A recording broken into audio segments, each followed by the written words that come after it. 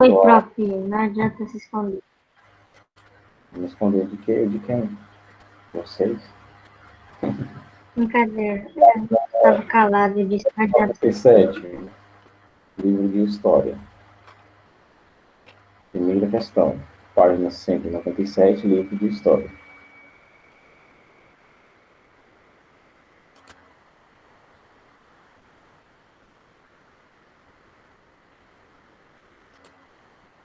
Primeira questão. Quais foram os motivos que levaram a Macedônia a invadir a Grécia?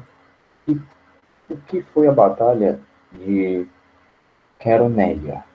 Posso falar? Pode? Os motivos que levaram a Macedônia a invadir a Macedônia. Grécia, é isso. Pois assim o rei Felipe II, segundo, né, no caso, da Macedônia, expandiria seus domínios. E foi um Peraí. confronto. Lê a resposta do começo, por favor. Os motivos foi porque foi assim, motivos, porque levaram a Macedônia a invadir a Grécia. Pois assim o rei Felipe II da Macedônia expandiria seus domínios. E agora a batalha. Foi um confronto ocorrido no ano de 3038. 338 a.C., onde o rei Felipe II da Macedônia lutou junto com seu filho Alexandre contra a coligação entre Atenas e Tebas. Pronto, essa foi a resposta. Só um pedido de fazer, mãe. Quando for tirar foto do livro, deixa eu pegar um livro aqui, por exemplo. Tá? Um livro muito bom, por sinal. É porque a câmera do meu celular é meio ruim. Aí fica ruim a foto. Não, mas a questão é aqui. Olha só. Grandes mudanças climáticas. Vamos lá. Seguinte, quando tu for tirar foto, tira a foto assim, olha, com o telefone alinhado com a tua atividade, porque quando tu tira assim, olha, o livro aqui e a câmera aqui, certo? O ângulo que a foto vai pegar é esse aqui, olha. Eu só consigo ler o que tem aqui no final, aqui no finalzinho, tá? O que tem aqui no começo, você consegue ler o que tem aqui no começo? Não. Pois é, agora você vai conseguir, ó. Tire a foto de modo que ela fique assim, olha, Tá certo. rente, certo? Em relação à tela. Isso vale para todo mundo, tá? Desse jeitinho, ó, o telefone alinhado com a página, tá bem? Não tirem assim, tá bom? Isso vale para todo mundo. Eu estou usando como exemplo porque dificulta um pouquinho na hora da correção. Leia aí, Taimon, por favor. As polis estavam enfraquecidas após as guerras médicas e a Batalha do Peloponeso, o que abriu uma brecha para a invasão macedônica e para a Batalha da Queroneia, que foi a Macedônia procurando dominar a Grécia contra Tebas e Esparta. Mais alguém? Vamos ver se chegou mais gente. Não, tem menos do que a aula passada. Bom, vamos entender o seguinte. Antes desse contexto, desse recorte histórico, tivemos as guerras onde várias polis gregas participaram, certo? Das quais as polis que participavam da Liga de Delos e a do Peloponeso, certo? Esses conflitos causaram, obviamente, crises financeiras, porque é uma coisa que eu não canso de falar, aliás. Conflito armado vai ser financiado, obviamente, com dinheiro e vai faltar no final da guerra, certo? Tivemos também a redução do número de soldados de cada um dos seus exércitos que lutaram nesses conflitos, dentre outros pequenos fatores, já que esses são os grandes, né, os mais graves. Essas graves dificuldades, principalmente de Esparta e de Atenas, criaram um cenário onde foi possível que o exército macedônio, liderado pelo rei Felipe II, derrotasse os gregos. Já a Batalha de Queroneia foi um conflito entre gregos e macedônios que acabou com a vitória do rei Felipe II sobre as polis gregas, resultando no controle das polis pelos macedônios. Vou colocar aqui a resposta aqui para você. Professor, eu posso deixar minha resposta? Pode. Obrigado. A Batalha de Queroné eu deixei de uma forma mais resumida, porque eu já gastei bastante espaço falando sobre o motivo da invasão macedônica. Mas o senhor ainda Professor, a concorda? minha tá certa? Porque o meu travou e saiu, eu não escutei. Bem, ninguém digite nada no chat agora não, tá? Pelos Mesmo macedônios. assim, eu concordo com a resposta e Os termina. Diásporos pelos macedônios. Pronto. Só relevo a resposta, Maíra, que foi a primeira, eu esqueci de alguns detalhes. Falei. Leia tal qual está no caderno, no livro, tá? Pois assim, o motivo, pois assim o rei Filipe II da Macedônia expandiria seus domínios. Peraí, mas se fosse assim, seria a complementação de uma ideia, né? Você dá a ideia, fala algumas coisas e tudo mais. Pois assim. Você tirou da internet? Foi. Pronto, você tem que. Coloca essa resposta que eu pus aqui. Eu coloquei conflito, tá? Errei aqui, foi sem querer. Certo? Vamos para a segunda. Você ainda aceita a minha resposta, né? Como é, Taima? Você ainda aceita a minha resposta, né? Sim, eu tinha lhe dito. Ah, desculpa. Segunda questão. Vá até a página 153 e releia o poema de Bertolt Brecht, Perguntas de um Trabalhador que Lê. Você verá que o poema descreve que cada conquista ou vitória não se dá sozinha.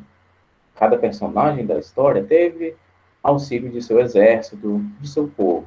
Diante disso, qual foi a importância de Alexandre o Grande no processo expansionista macedônio no período helenístico? Posso falar?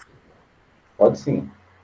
Alexandre o Mago, que passou a ser conhecido como Alexandre o Grande, foi o principal responsável pela cultura helenística que marcou o período. Só isso. Mas o que é que você falou? Nossa, pera, desliguei aqui sem querer a câmera. Sobre a importância dele no processo expansionista, que eu não peguei. Não, eu fiz errado essa questão. Leia, Tânia. Assim, deu continuidade ao processo de expansão territorial e criou estratégias que pudessem não só garantir novas conquistas de território, como também mantê-las. Em primeiro lugar, montou seu exército com uma cavalaria e infantaria. À frente desse corpo militar estavam seus arqueiros em fileiras, que lançavam as flechas em sequência, uma filha de cada vez. Está correto? Correto. Eu diria, no caso, Timon, sobre essas estratégias de guerra, não é que estão errados, tá bem? É o seguinte, eu aproveitaria esse espaço para colocar, por exemplo, sobre o processo expansionista, ainda falando, sobre as estratégias do Alexandre para apaziguar a população que ele conquistava, certo? Você pode deixar a sua resposta do jeito que está, ela está correta. Mas eu colocaria, por exemplo, que ele permitia o culto à religião do povo que era conquistado, certo? Ele mantinha os costumes, toda aquela coisa cultural daquela região, e num dado momento ele até permitia que os seus soldados pudessem se casar com as mulheres das terras conquistadas. Assim ele mantinha, só um momento, assim ele mantinha, certo? Uma espécie de elo, um ligamento entre ele e os povos conquistados. Ele expandiu territorialmente o seu território, e ele, com essas ações, vamos dizer, populistas, certo? Meio que não permitiam que fosse criado um cenário, aliás, de muita insatisfação popular. Claro que entre um episódio ou outro, poderíamos encontrar algumas pessoas não satisfeitas com a conquista de seu território. Mas, de fato, Alexandre, com essas estratégias, ele amenizava, ele diminuía as insatisfações populares, certo? Preservando a cultura e a religião do povo que foi conquistado principalmente, tá bem? Preciso trocar minha resposta, professor? Não, pode deixar do jeito que está. Só Mas eu que posso mesmo dar uma informação? eu tiraria essas estratégias de guerra e deixaria as estratégias de conquista, certo? De manutenção das terras conquistadas. Professor, mas é que é o seguinte, isso em relação à cultura, por exemplo, isso foi colocado na terceira questão. Após o senhor enunciar, você vai entender que em relação à cultura, por exemplo, eu escrevi isso na terceira questão. Tá bem, pode fazer parte das duas também, tá? Deixa eu ver aqui. Constado, peraí. Vou colocar aqui a resposta para quem não fez. Alexandre Grande, até a segunda, né? Só uma pergunta. Por que o professor nunca passa devendo no caderno? História de geografia, olha, esses livros eles são muito autoexplicativos, certo? Você note que nós estamos aqui, olha, estamos vendo página por página, certo? E estamos na página do documento, tá? Não do livro, do documento. O documento completo tem com capa, contracapa, com sumário, com bibliografia, com índice, com tudo. O documento tem 200, aliás, perdoem, tem 352 páginas. Estamos na página 213, certo? Então, faltam quase 200 páginas, certo? Para a gente ver. A gente sempre lê bastante, a gente não deixa passar um quadradinho explicativo. É muito raro que eu pule alguma coisa. E a gente ainda encontra uma certa dificuldade, às vezes, para a compreensão, para a resolução de alguma questão, certo? Então, eu gosto bastante desses livros aqui por conta do volume dele, certo? E principalmente do volume de informações que ele traz. Então, é muito interessante esse livro nessa questão de conteúdo. Muito raro. Você perceba que eu não estou mais nem trazendo tanto, não estou mais nem trazendo slide. Muito raro eu trago alguma imagem sobre alguma coisa que o livro não traz, porque esses livros daqui realmente são muito bons, certo? Faltam poucas páginas, né? Tá tão quente, minha mão tá suando, tanto que é a milésima vez que eu passo álcool.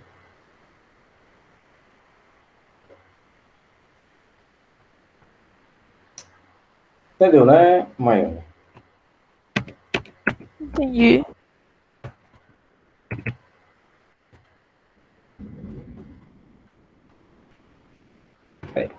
Não coloquem nada no chat agora, tá? Porque não cabe a resposta toda. De certa forma... Deixa eu ver, de certa forma agradável, né? De certa forma agradável.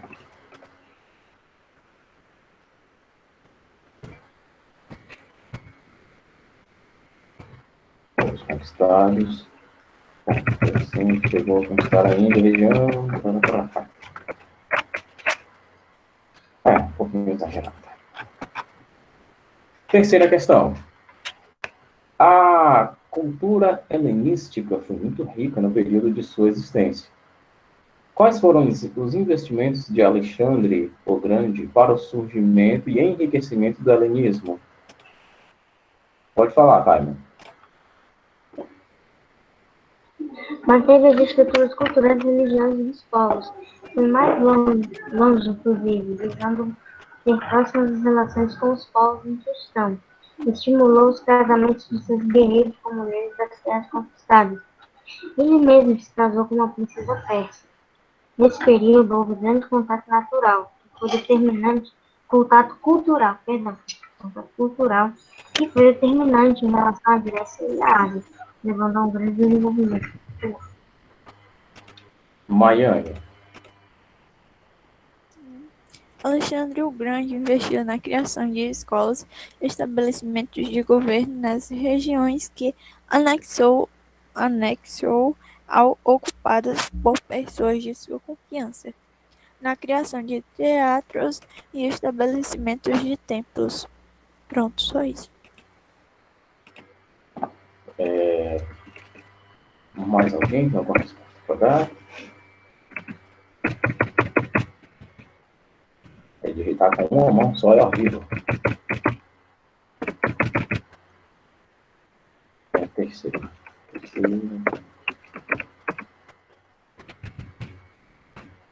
Bom, vamos lá. Atenção, prestem atenção, tá? Antes de dizer se está correto ou não.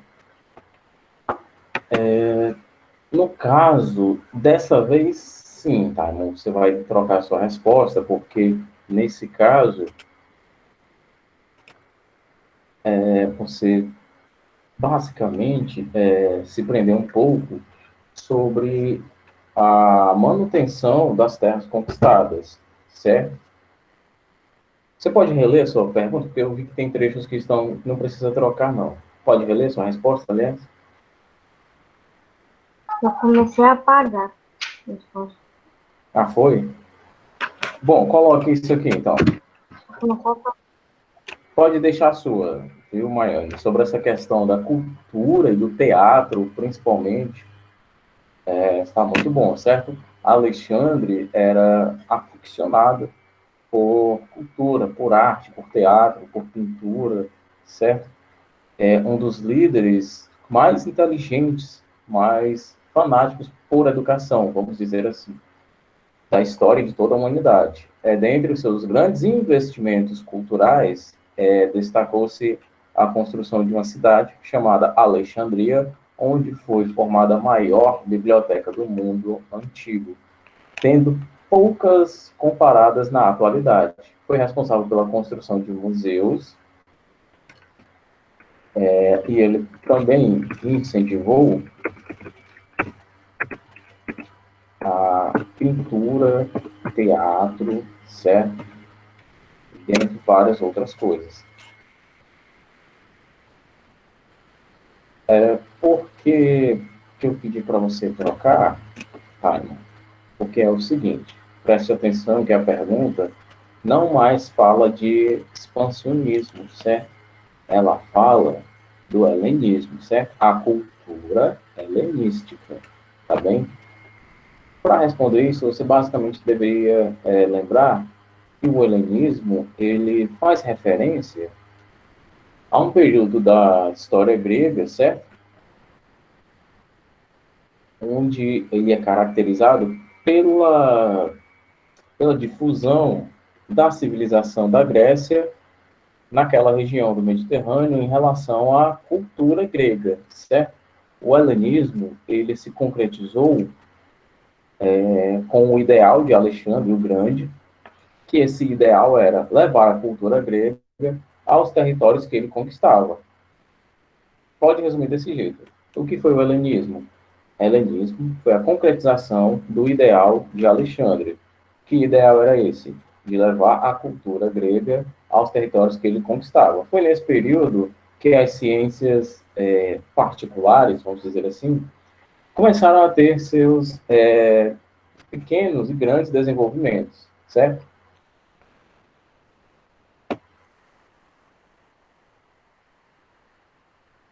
Entenderam?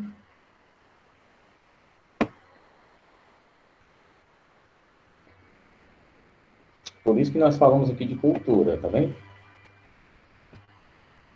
Bom, basicamente essa era a atividade. Estou anotando a resposta. Tá bem, se quiser tirar um print também. Posso consertando aqui. Quem não fez, vou dar mais um minutinho para copiar, tá? Para acompanhar a leitura.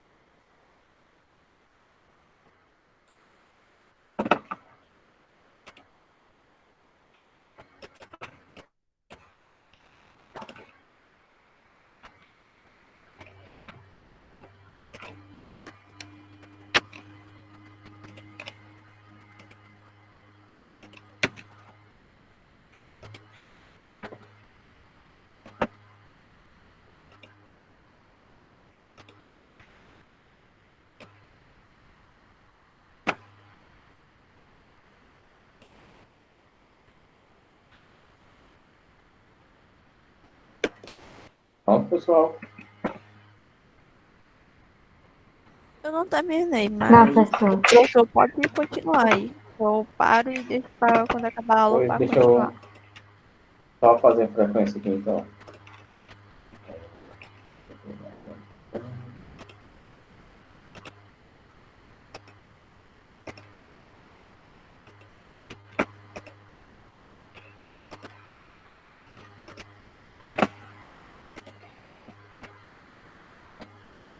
Como tem pouca gente, já fiz a frequência.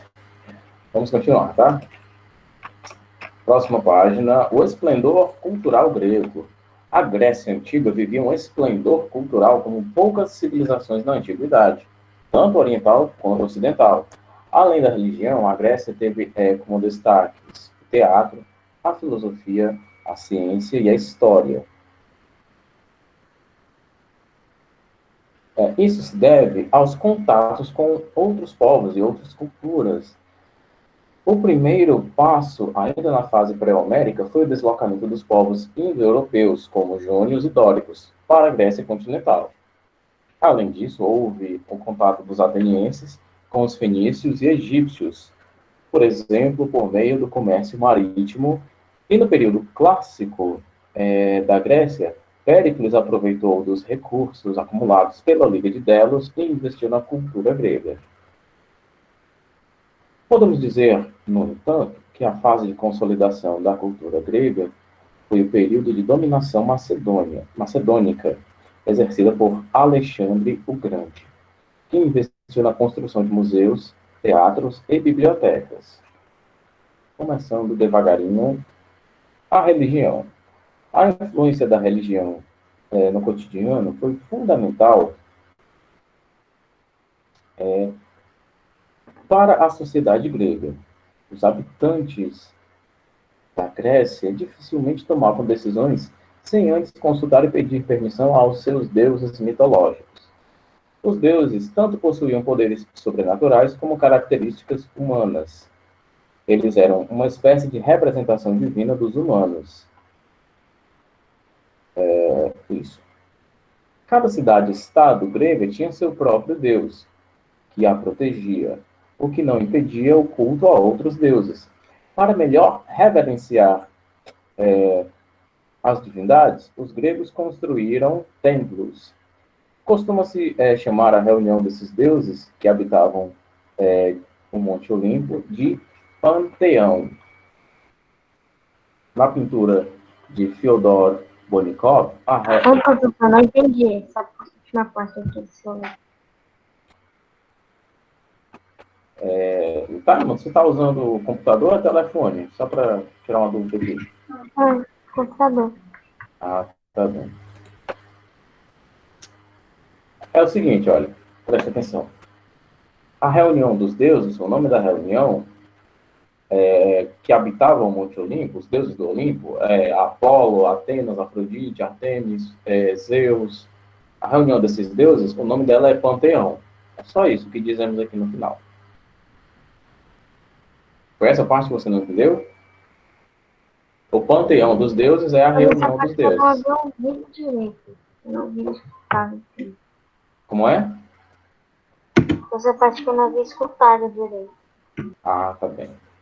Como eu estava dizendo, aqui na pintura de Fyodor Bonikov, a representação da celebração do nascer do sol. O principal deus da Grécia Antiga era Zeus, o criador do universo e dos homens, mas outros deuses tinham grande destaque também. Os troianos, por exemplo, cultuavam o deus Apolo, que simbolizava a verdade, sendo reverenciado como o deus Sol. Em Atenas, a deusa Atena era a principal, a quem se atribuía a sabedoria e a arte. Afrodite era cultuada como deusa do amor e da beleza. Hera representava o casamento e as mulheres, e na mitologia era a esposa de Zeus. Poseidon era o deus do mar, Dionísio, o deus do vinho. E como a gente, para quem jogou, é claro, em Deus da Guerra temos Kratos, que é inspirado no deus Kratos, que era o deus da força. Sim, ele existia na mitologia, porém não tinha tanto destaque assim quanto os outros. Ademais, Existiam outros personagens da mitologia que eram tratados com muita reverência e considerados verdadeiros heróis. Eram os semideuses, geralmente filhos de deuses e humanos, como Teseu, Perseu e Ajax. O teatro. O teatro era uma das expressões artísticas de que os gregos mais gostavam. Buscava-se retratar o cotidiano, principalmente as guerras, como as médicas e a do Peloponeso.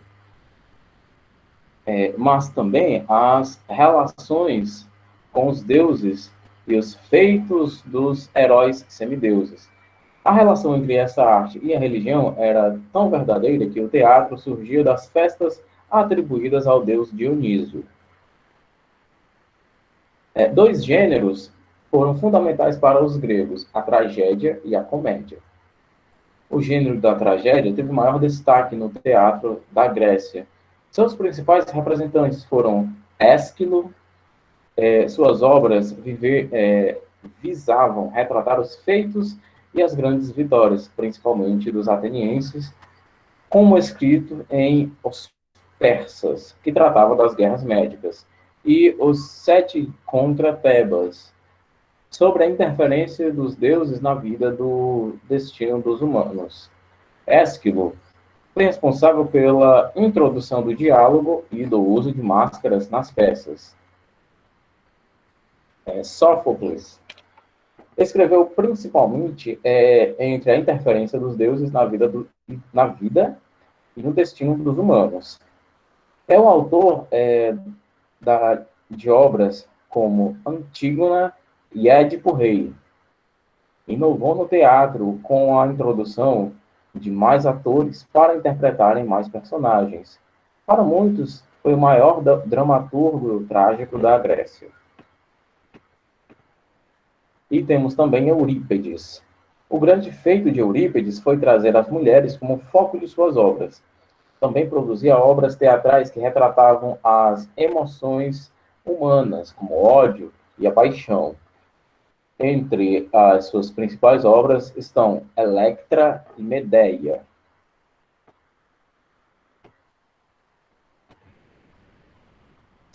A comédia. A comédia buscava retratar o cotidiano social e político da Grécia, usando como principal ferramenta a sátira. O principal representante desse gênero foi Aristófanes. Aristófanes, tá? Eu falei devagarinho, talvez vocês pudessem confundir. Foi Aristófanes, que usava as críticas sociais e políticas como base de suas obras. Até os deuses eram satirizados. Entre suas peças podemos citar A Paz e As Vespas, A Filosofia e a Arte.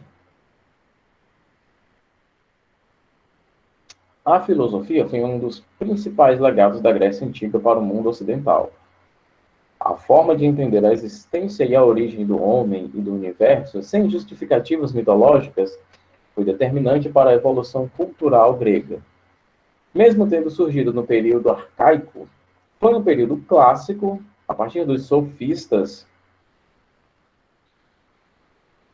que o pensamento filosófico grego ganhou força, bem como os estudos históricos. Os principais filósofos e historiadores gregos foram Protágoras, Heródoto de Alicarnasso, Sócrates, Platão, e vamos dar destaque para Aristóteles também.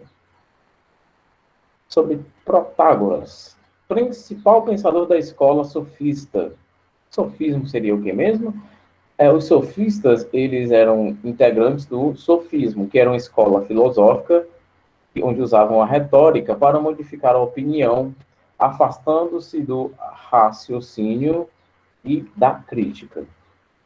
Principal... Professor, a filosofia era uma forma, vamos dizer assim, uma forma de estudo que não utilizava de justificativos, por exemplo, dos deuses, porque na Grécia Antiga, sempre que eles não sabiam a que se referiu um determinado fato, eles davam uma explicação relacionada aos deuses. A filosofia na Grécia Antiga contrariava esse sentido? É isso? Eu não entendi absolutamente nada da sua pergunta. Você pode repetir? Olha, A baseado nas filosofia palavras que eu antiga. entendi. Vamos lá. O filósofo, ele busca, vamos dizer assim, explicar as coisas com um certo racionalismo questionador, certo? Já o sofista, ele tem certos argumentos que parecem um pouco ardilosos, certo? Um pouco coerentes, vamos dizer assim. Aparentemente são argumentos corretos. Aparentemente. Na verdade, é um argumento tendencioso que a ideia principal reside no erro, certo? Basicamente, o sofismo é uma ideia falaciosa. Pretende induzir a pessoa ao erro, pretende enganar o oponente, certo? A Então, é filosofia, isso que diga, pode falar. eu quis dizer, que a filosofia era uma espécie de estudo, se não me engano, que contrariava aquelas explicações relacionadas aos deuses, né? Então, na Grécia Antiga, quando não sabia a explicação de determinado fato, diziam que era relacionado a determinado deus. A filosofia contraria, assim, Sim, a gente pode dizer que filosofia contraria o pensamento sofista. Continuamos. obrigado. Por nada. Peraí. Qual é o parágrafo? A gente está aqui no primeiro tópico em Protágoras, na página 200. O principal pensador da escola sofista defendia a não existência da verdade absoluta e afirmava que tudo é subjetivo, ou seja, a verdade depende de como cada pessoa a encara, importando os aspectos sociais e culturais. Basicamente, o sofismo poderia te dar razão no caso de você dizer que esse estilete aqui, ó, esse estilete aqui é rosa chiclete. Não, depende. É a visão da pessoa, rosa chiclete. Exceto que você seja daltônico, que você tem algum distúrbio grave na visão, é meio nítido que isso aqui é verde, né? Olha só, é verde. O sofismo, ele te permite dizer que isso aqui é rosa chiclete, que isso aqui é vermelho, que isso aqui é qualquer outra coisa que não seja verde. Na verdade, o sofismo permite você dizer que isso aqui é uma... Peraí, o sofismo permite você dizer que isso aqui é uma colher, por sinal, certo? A filosofia não. A filosofia, ela pode até dizer, isso aqui poderia ser outro instrumento, né? Com esse plástico poderia ser feita uma colher, com esse aço dessa lâmina aqui, poderia ser feito, deixa-me ver, um parafuso, por exemplo, ou a ponta de uma chave de fenda, mas eu estou questionando, tá? Eu estou sendo filósofo, mas foi feito um estilete, certo? Eu não vou afirmar que isso aqui é uma colher e isso aqui é uma colher verde. Isso aqui é um estilete verde, certo? O sofismo lhe permite dar essas bases aqui. Pode sim, claro. Então, o sofismo, ele se baseia na forma de pensar e de interpretar uma determinada opinião. No subjetivismo individual. É isso que o sofismo é. Heródoto de Halicarnasso. É considerado o pai da história. Buscava sempre anotar as ações dos gregos, principalmente os atenienses, porque entendia que os fatos deveriam ser registrados. Seus registros mais conhecidos foram sobre as guerras médicas. Sócrates, considerado por muitos o maior pensador da Grécia Antiga. Sócrates negava as concepções sofistas. Para ele, a reflexão é fundamental para se encontrar a verdade, e não necessariamente se precisa de instituições para se aprender. A célebre frase "só sei que nada sei" foi atribuída a ele. Platão foi o maior divulgador das ideias de Sócrates, das obras, aliás, de Sócrates. Para Platão, o homem deve buscar a realidade a todo custo, não levando em consideração as influências culturais, como a religião. Destacou-se principalmente com duas obras, a República e a Apologia de Sócrates. Aristóteles, precursor do racionalismo, defendia que existe uma razão para tudo. Para isso, usava a lógica analítica. Seu principal foco era provar cientificamente a existência de Deus, por meio de evidências científicas, é claro, coisa que ele não conseguiu fazer. A arquitetura grega, assim como, não acredito que já só faltam 2 minutos. Tá vendo, pessoal, como é inviável passar atividades no caderno? Olha só o tanto de coisa que o nosso livro traz, e a aula realmente acaba assim, ó, rapidão. Assim como em outras civilizações da antiguidade, a arquitetura grega se desenvolveu sob a influência direta da religião e dos fatos históricos, como a Guerra de Troia e a Guerra do Peloponeso. Os fatores políticos também foram determinantes, pois as construções eram de caráter público, empregando uma vasta mão de obra que ajudava a reduzir as tensões sociais.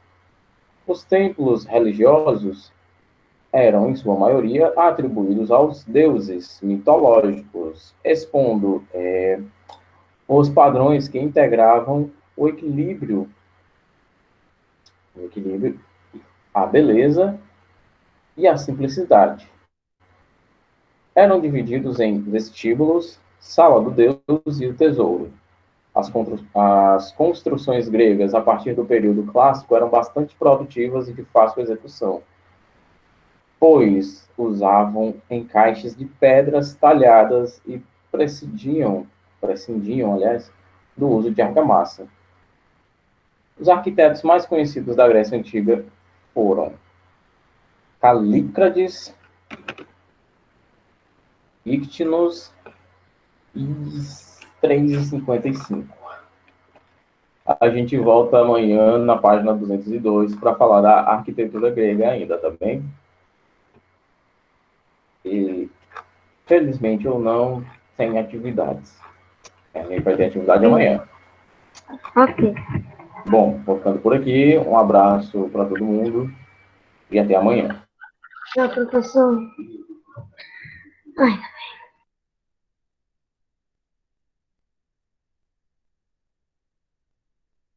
Ai, só falta inglês, que é a última.